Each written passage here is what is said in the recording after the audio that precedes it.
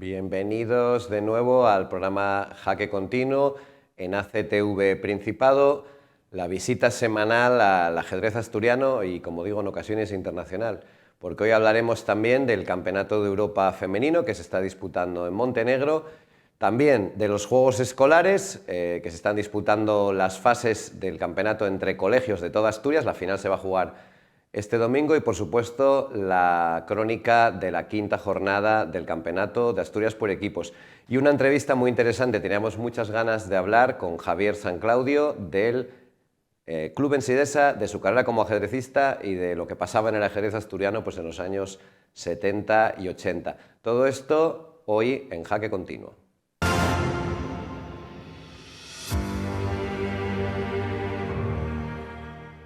Y empezamos, como no, con la crónica de la quinta jornada del por equipos, el famoso Ecuador del torneo. No del todo, porque recordemos que son 7 jornadas y luego un playoff, así que todos los equipos van intentando coger posiciones de cara a entrar en ese playoff de ascenso. El pasado sábado había un match súper importante de cara al título. El Vetusta, que llevaba 4 victorias en 4 partidos, se enfrentaba al Antonio Rico. Jugaban en Gijón, nueva victoria del Vetusta, así que 5 de 5. Y se queda un poco rezagado el Antonio Rico, Vetusta 10 puntos, Antonio Rico 6, y al Vetusta parece que solamente le persigue por ahora el Gijón 64. El Gijón 64 venció por 4-2 al Pablo Morán. Importante victoria del Naranco ante el Ensidesa por 5-1, un Ensidesa con bastantes bajas en su encuentro, que le permite también colocarse con 6 puntos. Y en un duelo para las últimas plazas de playoff, Oviedo 93 y Grupo Covadonga, victoria del Oviedo 93 por 4-2.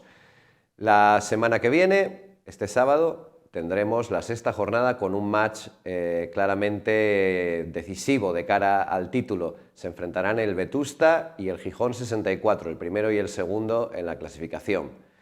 Por otra parte, Naranco y Rico, jugando quizás por ese tercer puesto, Ensidesa Grupo y Morán Oviedo 93. Veremos un pequeño reportaje con lo que pasó en esta crónica, con lo que pasó en esta ronda número 5.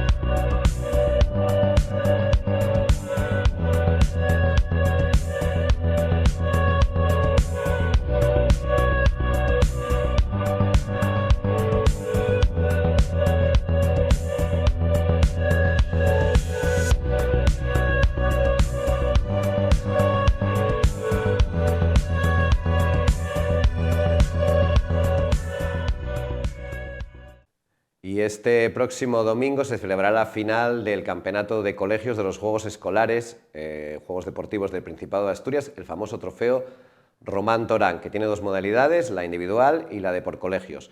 Por colegios se disputaron las sedes en Oviedo, en Gijón, en Avilés, en Siero. Una lástima, este año no ha habido ni Occidente ni Oriente. En total, unos cerca de 600 niños, 135 colegios he contado yo, 135 equipos los que jugaron esta fase. tenemos imágenes de la fase de Oviedo que se disputó en el Palacio de Deportes, en la despedida del Palacio de Deportes antes de la reforma.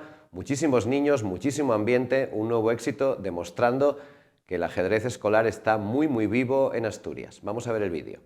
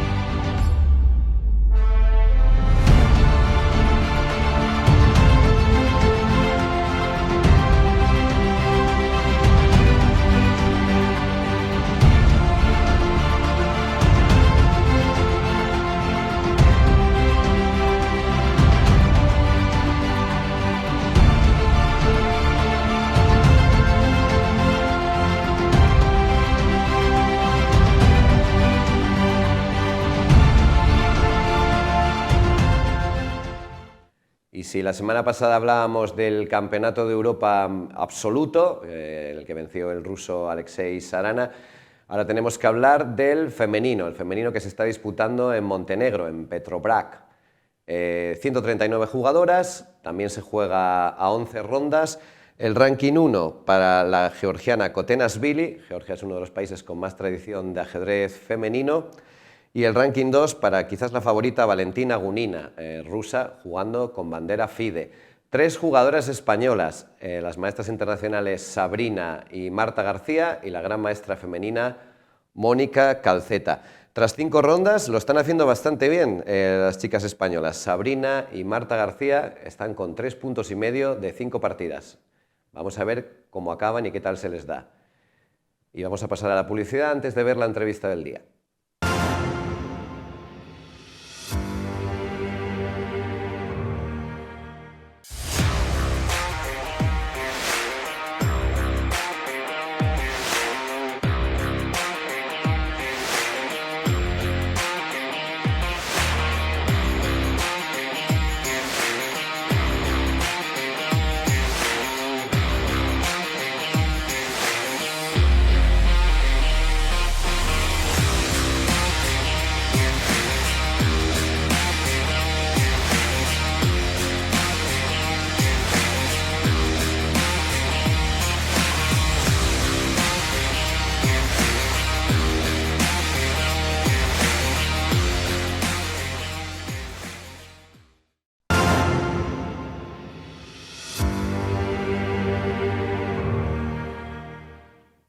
Para la entrevista de hoy en Jaque Continuo teníamos muchas ganas de tener por fin a alguien que nos contara un poco la historia del Ensidesa, aparte de la historia del ajedrez asturiano y su propia historia como ajedrecista. Tenemos a una leyenda viva del ajedrez asturiano, Francisco Javier de San Claudio. Bienvenido. Gracias, gracias. Que es el primer descubrimiento que hago, que no es San Claudio como te conoce todo el mundo, sino de San Claudio. Sí, porque es más fácil decir San Claudio, efectivamente, pero bueno, es de San Claudio, es lo que pone en el DNI, y mi padre siempre se enfadaba mucho con ese tema.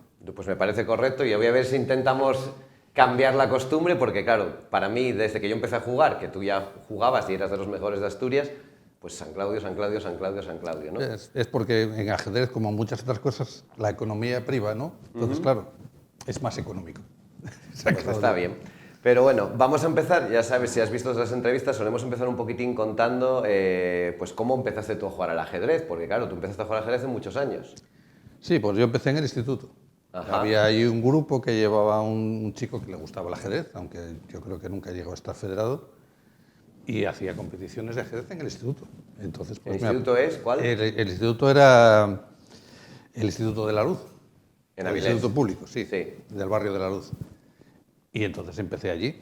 Y luego, pues, como me gustó, la verdad es que me salió bien el primer torneo, que claro, suele ser muy importante eso, si el primer torneo te sale bien, sigues. Y entonces, pues, me apunté en el Ensidesa. No porque el Ensidesa fueran allí, sino porque, bueno, fuimos un grupo de ellos. Roy iba a mi clase, iba a la misma clase que iba yo. Es que eso lo estoy recordando, pero cuando tuvimos aquí a Royce me dice también que en el primer torneo que él jugó, bueno, que fue en el instituto, lo ganaste tú. Bueno, yo ya no me acuerdo de haberlo ganado yo, la verdad.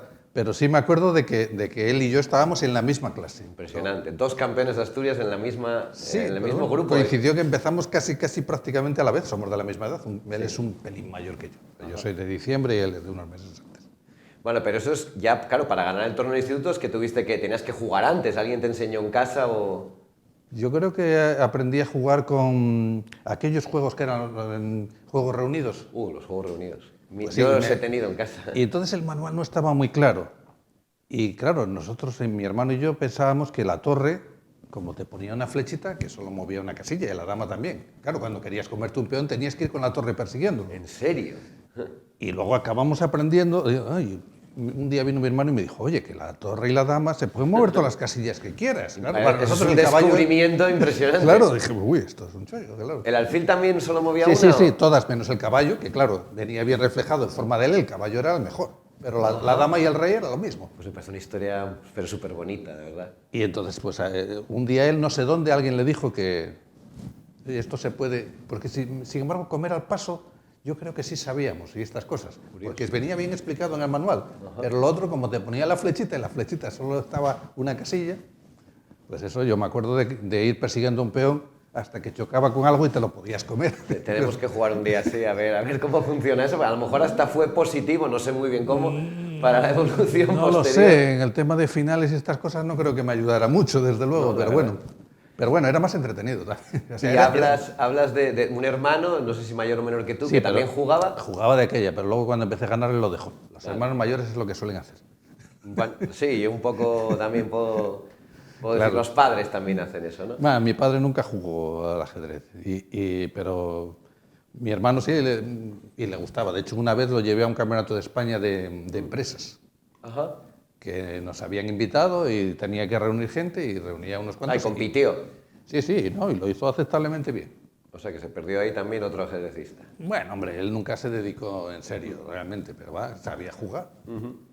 Vale, luego hablamos eso de que en el instituto hay un grupo de gente que intuyo que incluye a David Royce, que vais al Ensidesa. Yo creo que Royce fue antes que yo. Antes incluso, ¿no? Quería hablar del Ensidesa. Antes de entrar aquí delante de la cámara, me dijiste que el club Ensidesa había nacido ni más ni menos que en 1961. Yo creo que es el más antiguo de Asturias. Bueno, yo no sé el grupo Covadonga, de aquella el Real Oviedo. Bueno, pero el Real Oviedo ha nacido. Sí, ha nacido y se ha muerto muchas veces. Es un zombi, ¿no?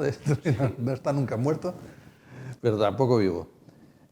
Pero sí, de aquella se llamaba Ensidesa y lo creó un grupo de trabajadores del grupo de empresa Ensidesa de ajedrez. Sí. O sea, crearon el grupo de empresa, de aquella había muchos grupos de empresa. Sí, yo recuerdo el de montaña. Bueno, mi padre trabajó en Ensidesa. Sigue vivo por ahí, funciona muy bien. Ciclismo incluso.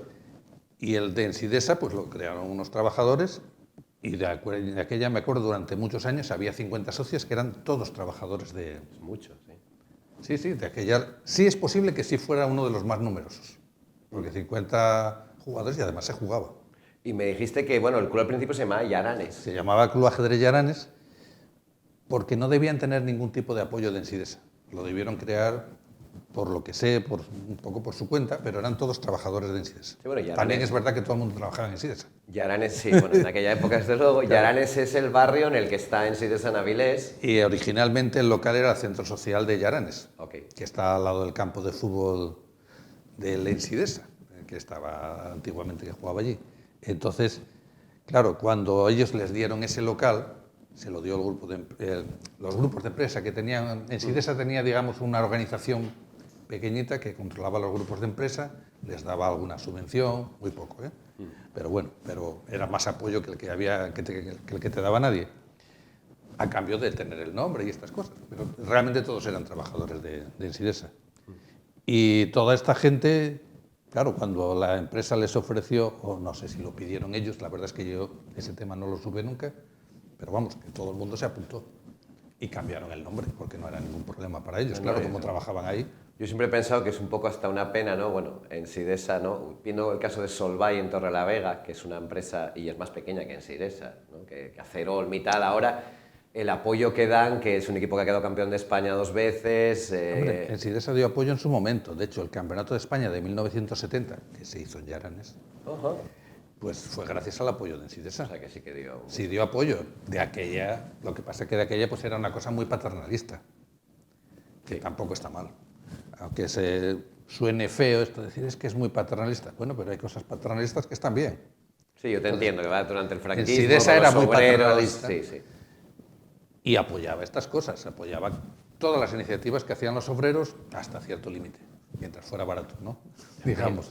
Entonces, bueno, entras en Sidesa, que volveremos luego a la historia un poco del club, porque desde el 61 hasta 2023 son muchísimos años, y empiezas a jugar y, bueno, ¿empiezas a destacar o cómo hay campeonato juvenil? ¿Cuáles son los primeros resultados? Sí, a mí siempre se me dio bastante bien, desde joven, porque yo creo que la primera vez debimos jugar por equipos.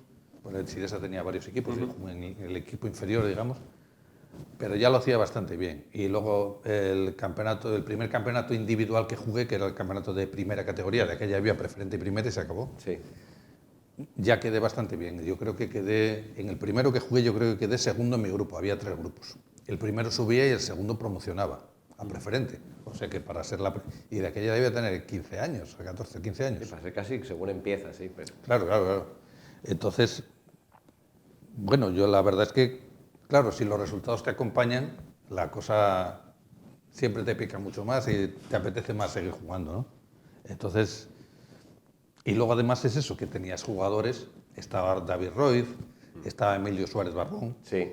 Que de hecho aquel campeonato que yo quedé segundo, él quedó primero, que era compañero de mi equipo también.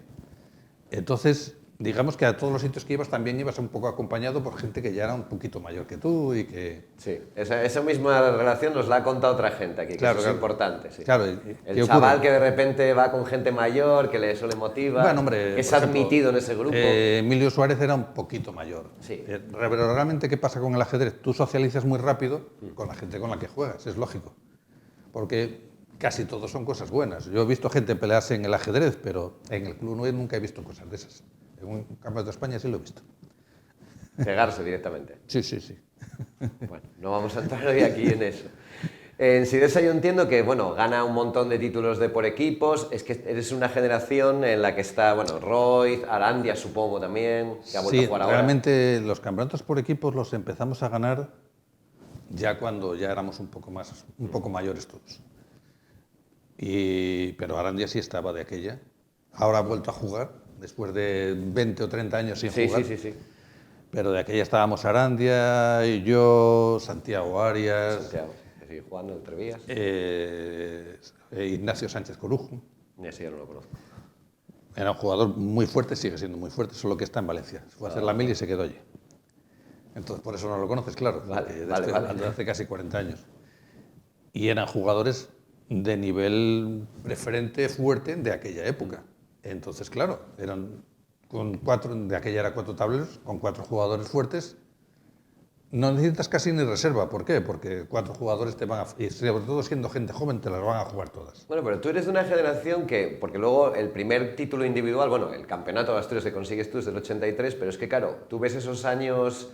¿Quién lo gana? Y está Del Corral, está Núñez, están los hermanos Iglesias. Sí, claro, es una generación súper competitiva. Del Corral no, era Corral. Del Corral era un gran maestro que era muy bueno. Claro.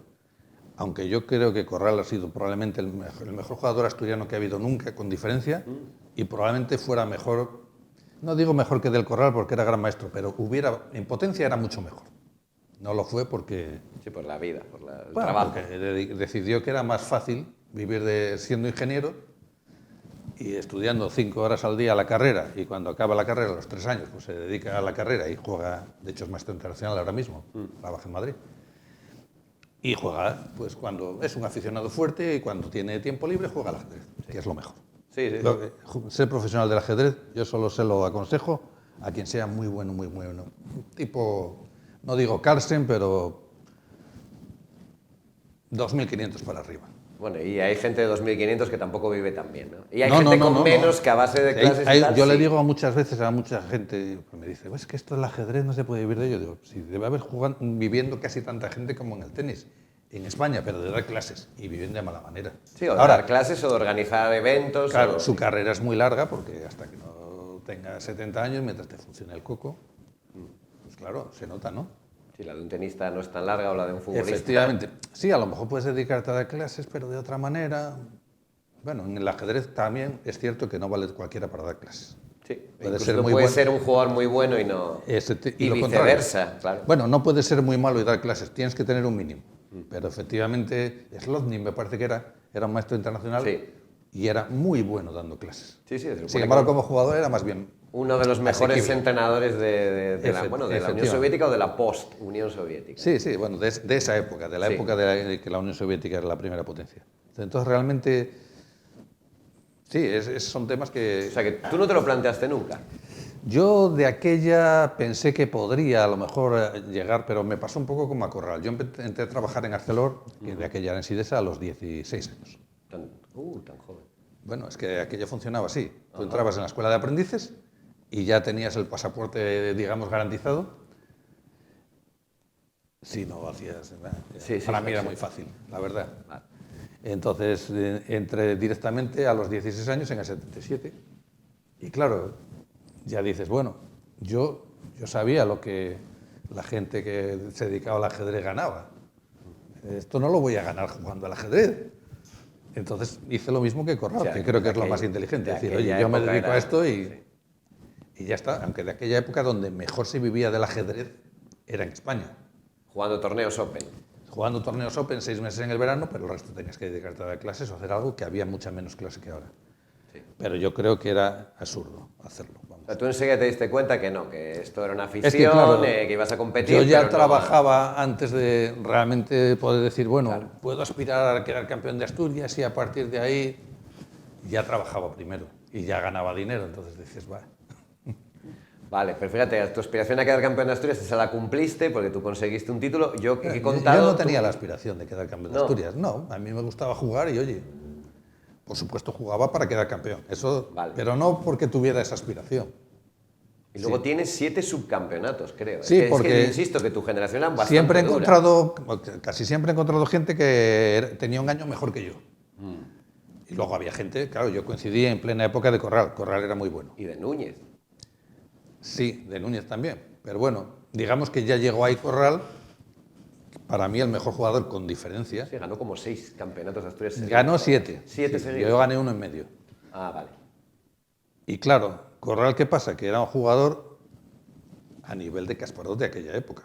De hecho, él quedó en un campeonato juvenil, me parece que quedó tercero, el campeonato juvenil que ganó Kasparov. No sé si quedó tercero o cuarto. ¿Del Mundial? Del Mundial juvenil. Entonces, claro, a ver, de hecho, los campeonatos juveniles de España los ganaba él, no Illescas, que era el super número 1 de unos pocos años después, los ganaba él, Illescas quedaba detrás. Entonces, Corral era, y no estudiaba, ¿eh? Porque yo fui al campeonato de España con él y él no estudiaba. O sea, era talento. Claro, era muy bueno. Él llevaba un libro, veía partidas, que no tenían nada que ver con lo que iba a jugar al día siguiente, a veces sí, porque coincidía, que puede ser la mejor, ¿no? Decir, oye, no me rompo la cabeza y me canso preparando cosas en el propio campeonato, sino que lo preparo antes. Yo eso nunca lo he podido hacer. Pero lo hacía así y le iba muy bien. Pero también es por eso. Digamos que no tiene mérito porque es que el tío era muy bueno. Hombre, yo creo que tiene bastante... Claro, que quiero decir... Sí, te entiendo. Esto lo decía Corujo cuando jugaba rápidas, Sánchez Corujo decía, y a lo mejor tenías la partida ganada pero perdías. Por reloj. Y decías que pensando así cualquiera. Pues con Corral es lo mismo. Claro, siendo muy bueno así cualquiera. ¿Entiendes? Él era muy bueno. Vamos a comprobar esos datos porque me parece que un tercer juvenil del mundo detrás de Kasparov es algo... Yo no sé si quedó tercero o cuarto. Bueno, da igual, me quiero decir, estamos hablando... Sí. Por lo menos a mí siempre me lo vendieron así y de aquella yo sabía que él había quedado varias veces campeón. Por lo menos yo creo que quedó 2 veces campeón de España juvenil. Pero él... Porque yo un día se lo pregunté y él no se dedicó porque es que era más cómodo. Vale. Era más práctico lo otro. Tú, curiosamente, bueno, todos estos años, que ahora ya no es ni tan habitual, tú eres, como bueno, en inglés se dice no, one man's, no, bueno, que solamente has jugado en equipo, ¿no? Sí. toda tu vida en el mismo equipo en Ensidesa hasta el día de hoy. Ensidesa, que por cierto no ha cambiado el nombre del equipo, pese a que la empresa ya no existe. Desde que yo estoy, no. También es cierto que casi todo el mundo piensa que en Ensidesa se llama Club Ajedrez de Ensidesa. Es mentira. Nunca hemos cambiado el nombre. Es Grupo de Empresa Ensidesa de Ajedrez. Ese es el nombre real. Se cambió el nombre originalmente porque era Club Ajedrez Llananes cuando se fundó. En cuanto se puso Ensidesa, es el que tenemos. ¿Y no se ha planteado nunca lo de cambiarlo o algo? Bueno, a ver, yo soy una persona que creo que soy pragmática. O sea, la pela es la pela. Si alguien viene y nos ofrece algo, pero si no, ¿por qué? Me parece absurdo. Pues ahí queda abierto Cuando digo algo me refiero a algo. Para los patrocinadores, para poder cambiar el nombre. Bueno, claro. ¿no habéis nunca intentado hablar con ArcelorMittal? No, con ArcelorMittal no. Porque yo creo que sí, a lo mejor nos tienen dado trofeos cuando hacíamos el Open Internacional San Agustín y tal. No nos va a dar tiempo a hablar de él.